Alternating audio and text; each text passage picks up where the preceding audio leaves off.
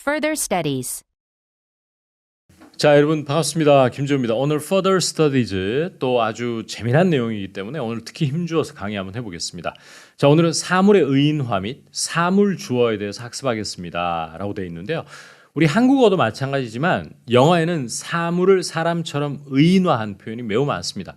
이걸 어려운 용어로 personified라고 그래요. personified 하면 person화 되었다라는 말입니다. personified 이렇게 해서 그래서 의인화됐다고 그러는데 이게 굉장히 발달된 언어입니다. 그래서 우리 지지난 시간에 model example 3번 보시면 컴퓨터 괜히 고친다라고 아니면 뭐 휴대폰 고친다라고 애쓰지 마세요. Don't bother trying to fix it. It's dead. 여기에서 제가 착안한 거거든요. 그래서 그거 이미 완전히 고장났기 때문에 라고 할 때 it's dead라고 그랬죠. 즉 물건, 컴퓨터나 기계 등이 완전히 죽었다 고장났다라고 할 때 이게 사물이 의인화된 겁니다. 사람처럼 dead 됐다는 거죠. 이와 비슷한 맥락에서 my phone died라고 그래요. 일상 영어에서. 그러면 내 핸드폰 배터리가 나갔다. 배터리가 나가서 꺼졌다라고 할 때 oh sorry I missed your call. My phone actually died. 이렇게 표현합니다. 그러면 배터리가 나갔다 이런 말이죠. 그런 표현들이 사실 1000가지 만 가지도 넘을 것 같은데 저는 오늘 절제해서 가장 실용적인 것만 한번 가져와 봤습니다.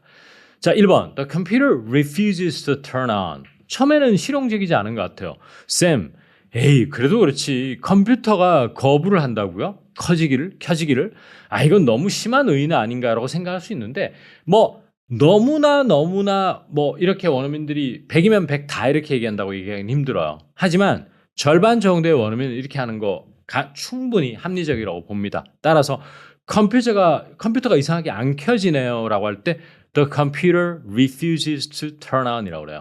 자, 여기서 질문이 생깁니다. 이거는 컴퓨터 자체에 뭔가 문제가 있는 거예요. 그래서 컴퓨터 지가 스스로 안 켜지려고 고집을 부리는 느낌입니다. 그런데 컴퓨터는 문제가 없는데 내가 뭘 해봐도 잘 안 켜질 때는 I can't seem to turn it on 이렇게 쓸 수 있습니다. 자, 그러면 2번은 좀 더 와닿지 않습니까? 문이 안 열려 이런 말인데 의지를 가진 사람처럼 사물을 의인하다고 적혀있는 게 뭐냐 하면 문이 사람처럼 고집을 부리는 거예요. 문을 아무리 열려고 해도 어떤 카페에 갔는데 문이 안 열려. 그러니까 뭐가 이렇게 잘못되어 있는지 문이 안 열려. 그러면 사장님, Daniel, sir 이렇게 하면서 the door wouldn't open 이렇게 할 수 있어요. 이럴 때는 I can't open the door 이렇게 잘 안 하고 그냥 the door wouldn't open이라고 얘기를 많이 해요. 그러면 뭐냐면 문이 안 열린다는 얘기야. 포커스가. 그리고 앞에도 컴퓨터가 뭔가 이상하다. 이럴 때는 the computer refuses to turn on the door wouldn't open이라고 그래. 따라서 차가 시동이 안 걸릴 때 my car wouldn't start 이런 말 많이 합니다. 원어민들이. my car wouldn't start 하면 차가 뭔가 좀 이상해요. 이런 말이죠. 포커스가 여러분 보세요. 지금 한국말로 차가 이상해요 라고 할 때는 아예 사람 주어가 불가능해요. 그렇죠. 나는 차를 이상하게 만들 수 이상하잖아요. 근데 여러분들이 왜 여기서 궁금증을 가지느냐. 동사인 turn on이나 open이 될 때는 I can turn on the computer, I can open the door가 성립이 되기 때문에 자꾸 이렇게 머뭇머뭇거리게 되는데 만약에 컴퓨터가 이상해요 라고 하면 컴퓨터 이제 이상해라고 그러지 절대로 I라고 주를 시작할 수 없는 거죠. 따라서 이런 문맥에서는 컴퓨터가 이상해요. 문이 좀 이상해요 라는 어감을 주는 겁니다. 이렇게 사물을 의인화하면. 그 다음 세 번째입니다. Time flew by so quickly during the trip. 아주 자연스러운 문장이에요. 이번에 동남아 여행을 7박 8일이나 갔다 왔는데 시간이 그냥 휙 지나가 버리더라고요. 시간이 날아가 버리더라고요. 이러면 time flew by. by까지가 fly by가 하나의 덩어리거든요. 그러니까 여러분 비행기나 새가 날아가듯이 시간이 날아가니까 의인화 맞죠? 상당히 자연스러운 의인화입니다. Time flew by so quickly during the trip. 멋진 영어죠. 그 다음입니다. We might go hiking tomorrow if the weather permits. 정말 자연스럽네요. 내일 등산을 확실한 건 아닌데 갈지도 몰라. 날씨만 괜찮으면 이렇게 얘기해요. 그러면 if the weather permits, 여러분 permit이 뭐죠? 보통 사람이 무엇을 허가하다라는 얘기잖아요. 근데 날씨가 사람처럼 우리의 등산을 허락하다, 날씨가 협조하다 그래서 if the weather permits 이런 것들이 다 사물의 의인화입니다. 자, 여기서 하나 말씀드리겠습니다. 제가 영어 선생을 하고 또 영어 책 집필을 하고 이렇게 인강 촬영을 하면서 가장 중심에 두는 제 나름대로의 기준과 철학이 있어요. 뭐냐 하면 사물의 의인화라는 주제를 좀 더 부각시키기 위해서 혹은 돋보이기 위해서 너무 과한 문장들이나 과한 표현. 여기서 과하다는 건 뭐냐? 실제 원어민에 들었을 때 누가 그렇게 얘기해요? 라는 말이 나오는 걸 과하다고 그러는 겁니다. 그러니까 우리말도 관용 표현이라는 게 있는데 요즘 한국 시민들 중에 10,000명 중에 1명, 2명만 그렇게 표현하다는 것은 표현한다고 하면 그건 과한 겁니다. 그러니까 보편적 다수의 average Korean citizen이 많이 말하는 것 이런 것들 선을 저는 굉장히 잘 지키려고 노력해요. 그래서 제 교재를 정통 네이티브 한 10명에게 쭉 보여주시면 too much다, sounds awkward하다, old fashioned하다 이런 표현 거의 없어요. 이 말은 제가 자신이 있기 때문에 또 말씀드리는 게 뭐냐면 저도 소위 말해서 괜찮은 책이라고 소개받고 읽었던 책들이 많습니다. 예전에 학생 시절이나 또 통대 다닐 때 또 강사 생활할 때. 근데 그런 책에서 사물의 의의나 코너를 봤던 그 예문들이 영어를 완벽하게 구사하지 않는 제 눈에도 뭔가 이건 미심쩍은 거예요. 뭐냐면 이렇게 실제로 얘기한다고? 이런 의문이 자꾸 드는 거죠. 그래서 실제로 원어민들에게 보여주면 열이면 열 다 아무도 그렇게 얘기 안 한다. 맞는 문장이다. 하지만 누구도 그렇게 얘기 안 한다. 이런 말이 나와요. 저는 그런 걸 굉장히 경계합니다. 왜냐하면 사물의 의인화라는 이론을 설명하기 위해서 그런 예문을 다수를 보여줘 버리면 그것이 자주 쓰지 않는 예문이라 하더라도 학습자들의 시각적, 청각적으로 각인이 되기 시작해요. 그러면 나중에 마음이 급할 때 그 문장이 불쑥 튀어나오는 경험을 할 수도 있거든요. 그러면 원어민 귀에는 이런 거예요.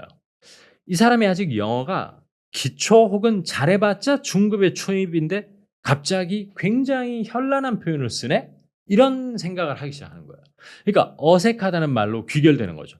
그래서 저는 그런 거 굉장히 신경 많이 씁니다. 그래서 저는 뭐 다른 작가분들도 마찬가지겠지만 책 집필하는데 시간이 고부로 많이 들어요.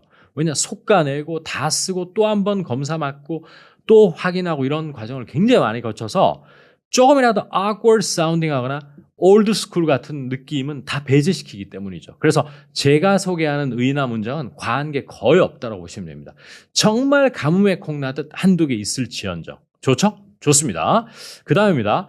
That spicy 떡볶이 isn't agreeing with me 라고 해서 그 집 외에 망원동 망원시장에 사는 그 망원시장에서 파는 그 떡볶이 너무 매운데 그게 제 입맛에 안 맞고 뭔가 저랑 안 맞다라고 할 때 여러분 누구의 말에 동의하다, 뜻을 같이 하다 할 때 agree with라고 그러잖아요.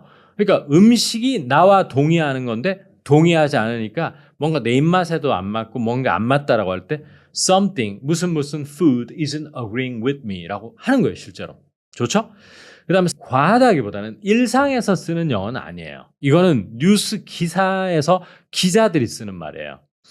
Last year saw a record high snowfall이라고 하는 것은 작년은 보았다. 기록적인 강설량을 이 말이잖아요. 그 말인즉슨 작년이 역대 최고의 강설량을 기록했다 할 때 기자나 보고서에서 이렇게 많이 씁니다. 그래서 실제로 이제 유니클로 같은 데서 자체 보고서 보면요.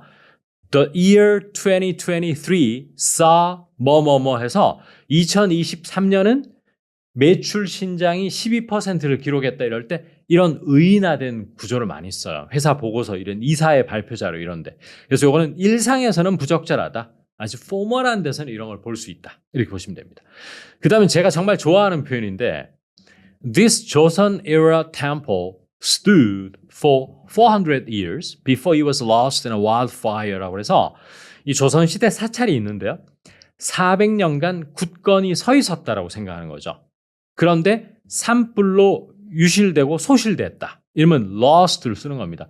그러니까 이게 이제 강원도에 있는 어떤 조선시대 사찰인데 사람이 서 있듯 그 자리를 지키고 서 있었던 겁니다. 이런 것들이 전형적인 의인화 문장이에요. 그래서 마지막 문장은 이렇게 보시면 될 것 같습니다.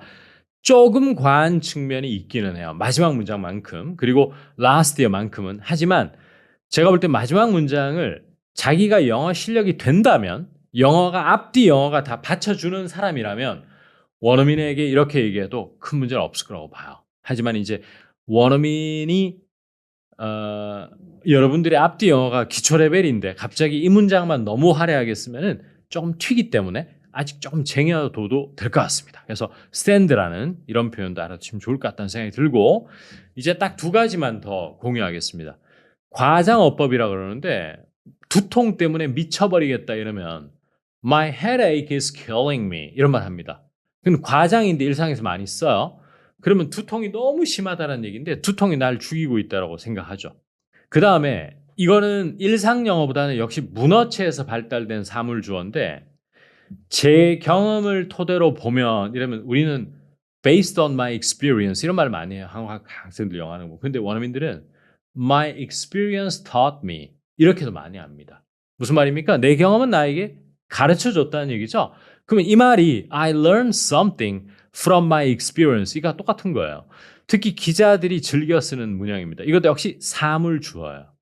또 하나 여러분 롯데마트나 이마트 같은 업체나 아니면은 의류 업체들을 리테일러라고 그래요. 소매업체. 그러면 리테일 컴퍼니 이게 더 논리적으로 맞잖아요. 근데 리테일러 ER을 붙여서 사물의 의인화를 해버린 겁니다. 기업을 의인화하는 거예요. 그래서 우리가 자동차 제조업체도 carmaker 이렇게 하는 겁니다. 아시겠죠? carmaker 이것도 사물의 의인화고요. 그 다음에 업계 선두라 그래요 우리가. 예를 들어 어떤 IT 업계라든지 반도체 이런 데서 대만 업체가 선두다 이러면 무슨 컴퍼니 is a major player라고 그래요. 그러면 주도적인 플레이어, 선수라고 하는 거죠. 즉 기업을 의인화하는 겁니다. 그래서 무슨 회사가 이 분야의 1등이다 하면 무슨 회사 is a major player in the industry 이렇게 하거나 a dominant player in the industry 이런 것도 폭넓은 의미에서의 사물의 의인화라는 걸 알아두시면 좋을 것 같습니다. 이외에도 무수히 많지만 앞으로 나올 때마다 언급 드리도록 하고 오늘은 여기까지 하겠습니다. 고생 많으셨습니다. 1. The computer refuses to turn on. The computer refuses to turn on. The computer refuses to turn on. 2. The door wouldn't open. The door wouldn't open. The door wouldn't open. 3. Time flew by so quickly during the trip.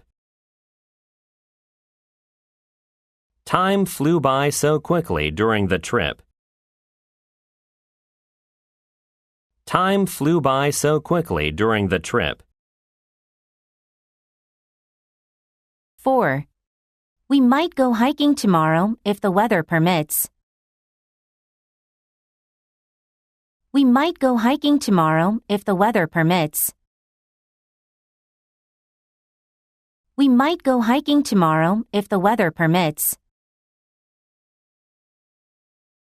5. That spicy tteokbokki isn't agreeing with me. That spicy tteokbokki isn't agreeing with me.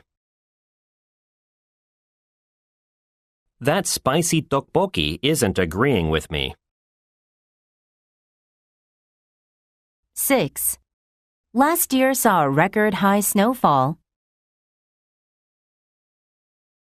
Last year saw a record high snowfall. Last year saw a record high snowfall. 7. This Joseon-era temple stood for 400 years before it was lost in a wildfire.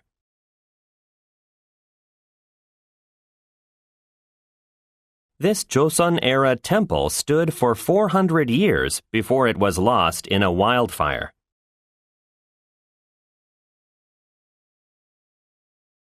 This Joseon-era temple stood for 400 years before it was lost in a wildfire.